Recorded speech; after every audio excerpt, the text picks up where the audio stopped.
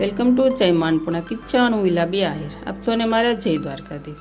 આજે આપણે બનાવીશું એકદમ ટેસ્ટી ભરેલા ગુંદાનું શાક। તો ફ્રેન્ડ, તમને મારી રેસીપીના વિડીયો સારા લાગતા હોય તો જય માનપુણા કિચનને સબસ્ક્રાઈબ કરી દેજો, લાઇક કરજો અને શેર કરજો। ગુંદાનું શાક બનાવવા માટે મેં અહીં 250 ગ્રામ ગુંદા લઈ લીધા છે। ગુંદાને વધારે થોડાક વાઈ હશે ને એમ ગુંદામાં ઓછી શિકાશ નીકળશે અને તાજા હશે ને તો ગુંદાને શિકાશ કાઢવામાં થોડીક વાર લાગશે। અહીંયા મેં 2 દિવસ પહેલાં ગુંદા લીધેલા હતા। જો આવી રીતે ટોપકા હોય ને થોડાક સુકાઈ ગયેલા એ રીતના આપણે ગુંદા લઈ લઈશું। તો પહેલાં આપણે ગુંદામાંથી ટોપકા કાઢી લઈશું। અત્યારે આપણે આમાંથી બી નથી કાઢવાના, બી આપણે ગુંદો બફાઈ જાય ને ત્યાર પછી જ એમાંથી આપણે બી કાઢીશું। જુઓ, આ રીતે મેં બધા જ ગુંદામાંથી ટોપકા ઉપરથી કાઢી લીધા છે। ગુંદાનો આથનો તો આપણે સિઝનમાં અઠવાડિયામાં 2 થી 3 વાર સંભાળ્યા અથવા તો શાક બનાવીને ખાવું જ જોઈએ। આનાથી આપણા શરીરમાં ખૂબ લાભ મળે છે। પહેલાં પાણી ગરમ કરી લઈશું, ત્યારબાદ તેમાં 1 ચમચી મીઠું એડ કરી દઈશું।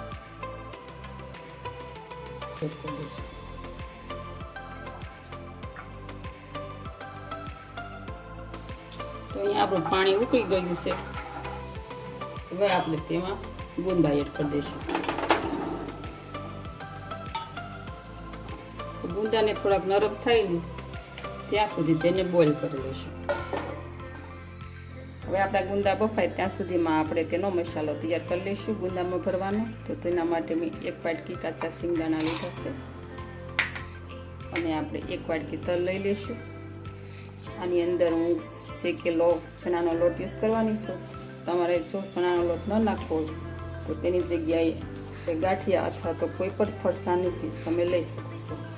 હું અત્યારે શેકેલો ચણાના લોટનો યુઝ કરવાની છું। હવે આપણે તેને ક્રશ કરી લઈશું।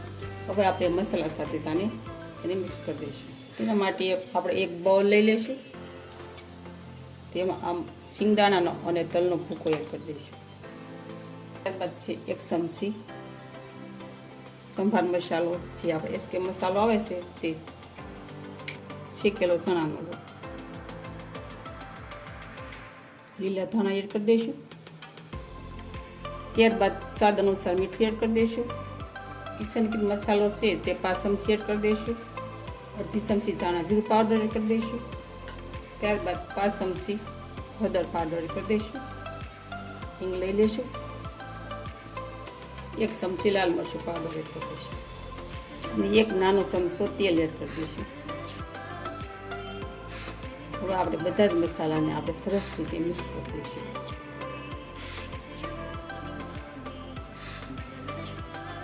ત્યારબાદ હું સ્વાદ માટે 1 ચમચી ગોળ એડ કરી દઈશું।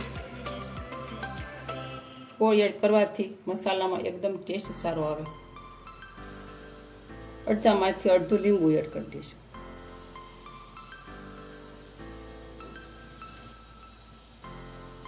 સરસ રીતે આપણે તેને મિક્સ કરી દઈશું। તમે જો આવી રીતે ગુંદા બનાવીને વારંવાર બનાવશો ને તો પણ તમારા બાળકો નહીં ખાતા હોય ને એ પણ ખાવા મળશે। અમારા ઘરમાં ગુંદાની સિઝન હોય ને ત્યારે આવી રીતે ગુંદાનું શાક અથવા ગુંદાનો સંભાર અવારનવાર બનતું જ હોય। તો જુઓ, અહીંયા આપણો મસ્ત મજાનો મસાલો થઈ ગયો છે તૈયાર। આ રીતનો મસાલો રાખીશું। હવે આપણે જોઈ લઈશું ગુંદા બફાઈ ગયા છે કે નહીં તે। આપણે ઢાંકણ ખોલીને જોઈ લઈશું, ચાકુ વડે ચેક કરી લઈશું। સારા વડે ગુંદાને કાઢી લઈશું બહાર।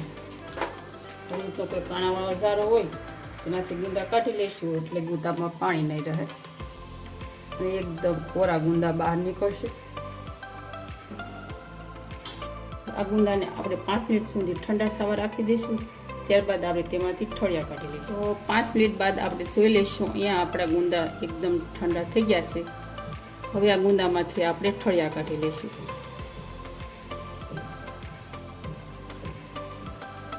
ગુંદા એકદમ બફાઈ ગયા છે સરસ, એટલે ઠળિયા એકદમ ઇઝીલી નીકળી જાય છે।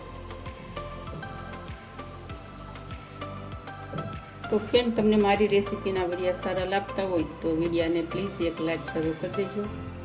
અને સાથે સાથે ચેનલને સબસ્ક્રાઈબ ન કરી હોય તો સબસ્ક્રાઈબ પણ કરી દેજો. ગુંદામાંથી ઠળી આપણે કાઢી લીધા છે. મેં અહીંયા લીંબુ પાણીમાં નાખ્યું હતું એટલે હું મીઠાવાળી આંગળી ગુંદામાં નથી કરતી. જો તમારે લીંબુ ન નાખવું હોય તો તમે આમાં સેજ મીઠાવાળી આંગળી કરી શકો છો. બધા જ ગુંદામાં લીંબુ નાખીએ એટલે લગભગ તો શેકાશ નથી રહેતી ગુંદામાં. આપણે જે મસાલો તૈયાર કર્યો હતો તે આપણે ગુંદામાં ભરી દઈશું. મસાલો આપણે થોડો દબાવીને ભરશું એટલે મસાલો ગુંદામાંથી બહાર ન નીકળે.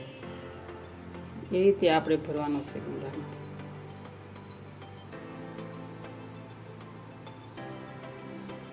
તો આપણે બધા ગુંદા ભરી લીધા છે. હવે આપણે આ ગુંદાનો વઘાર કરી લઈશું. ગેસ ચાલુ કરી દઈશું. ગેસની ફ્લેમ મીડિયમ રાખીશું અને એક પેન લઈ અને આપણે તેમાં 3 નાના ચમચા તેલ એડ કરી દઈશું.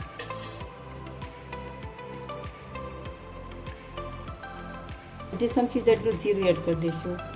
એમાં આપણે ફક્ત જીરું જ એડ કરવાનું છે, રાઈ નથી નાખવાની. જીરું આપણું તતરી ગયું છે. હવે આપણે તેમાં ગુંદા એડ કરી દઈશું. ગુંદાને આપણે એકદમ હળવા હાથથી હલાવી લઈશું. આપણો મસાલો છે તે બહાર નીકળી જશે.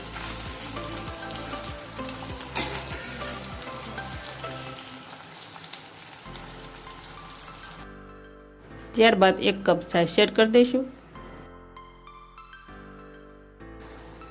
ગુંદાને આપણે વચમાં હલાવતા રહીશું અને આપણે એને એકદમ હળવા હાથે ચલાવવાના છે. આપણે જે મસાલો વધ્યો હતો તે તેમાં થોડો એડ કરી દઈશું. આ મસાલાને તમે ભરેલા મરચાંમાં પણ યુઝ કરી શકો. તેનાથી પણ લીલા ભરેલા મરચાંમાં એકદમ સરસ ટેસ્ટ આવે. હવે આપણે આને 2 થી 3 મિનિટ સુધી હલાવીને કૂક થવા દઈશું એટલે આપણું શાક થઈ જાય છે તૈયાર. તો અહીંયા આપણું પરફેક્ટ મસ્ત મજાનું ટેસ્ટી ભરેલા ગુંદાનું શાક થઈ ગયું છે તૈયાર. અને તમે રોટલી અથવા પરાઠા સાથે ખાઈ શકો. બહુ ટેસ્ટી લાગશે આ શાક. ઘરે તમે એકવાર જરૂર બનાવીને ટ્રાય કરજો અને મને કમેન્ટ બોક્સમાં જરૂર કહેજો કેવું બન્યું છે. તો આવજો, ફરી મળીશું આવી નવી રેસીપી સાથે. Thank you. જય દ્વારકાધીશ એન્ડ જય સિયારામ.